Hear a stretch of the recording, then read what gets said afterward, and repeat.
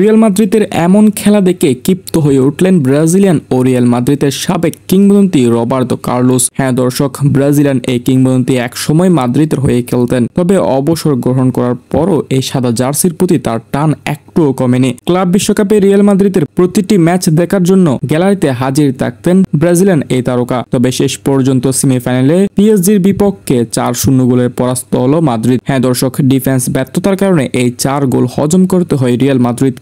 অন্যদিকে পিএসজিতে থাকা দুই ব্রাজিলিয়ান ডিফেন্ডারের আকাশ ছোঁয়া পারফরমেন্স। হ্যাঁ দর্শক, ব্রাজিলিয়ান তারকা মার্কিনহোস ও ভেরালদো যেন দেওয়ালের মতো কাজ করেছে। পিএসজির জালবারে একটি গোল হতে দেয়নি এই দুই ব্রাজিলিয়ান ডিফেন্ডার। এই সিজনটাতে পিএসজি যে বেস্ট টিম সেটা না বলারই নয়। তাদের মিডফিল্ডের ব্যালেন্স, ফরওয়ার্ডের ফিনিশিং, সেই সাথে ডিফেন্সের দানবীয় পারফরমেন্স যা আজ পিএসজি কে এই পর্যন্ত নিয়ে এসেছে। এমনকি সেমিফাইনালে 4-0 গোলের ব্যবধানে রিয়াল মাদ্রিদকে হারিয়ে ফাইনালের টিকিট নিশ্চিত করেছে ফ্রান্সের এই ক্লাবটি। তবে ম্যাচটিতে রিয়াল মাদ্রিদের বড় ব্যর্থতা ডিফেন্স লাইনে। রাহুল এসেন্সিও থেকে শুরু করে রুদিগার দুইজনই করেছে বাজে ডিফেন্ডিং, যার কারণে প্রথমার্ধে 3টি গোল হজম করতে হয় মাদ্রিদকে। এরপর দ্বিতীয়ার্ধে মাঠে নেমে শেষ পর্যায়ে 1টি গোল হজম করলে মোট 4টি গোলে বিদায় নেয় স্প্যানিশ ক্লাব রিয়াল মাদ্রিদ। অন্যদিকে রিয়াল মাদ্রিদে ভিনিসিয়াস জুনিয়রের পারফরমেন্স যেন হারিয়ে যাচ্ছে। সাদা জার্সিতে যেন ফিরে আসতে পারছে না ব্রাজিলিয়ান তারকা ভিনিসিয়াস জুনিয়র। তবে দ্বিতীয়ার্ধে শেষ পর্যায়ে রিয়াল মাদ্রিদের হয়ে মাঠে নেমেছিল এডার মিলিতাও। হ্যাঁ দর্শক, ইনজুরি থেকে ব্যাক এসেছেন ব্রাজিলিয়ান এই ডিফেন্ডার এবং রিয়াল মাদ্রিদের হয়ে মাঠে নেমে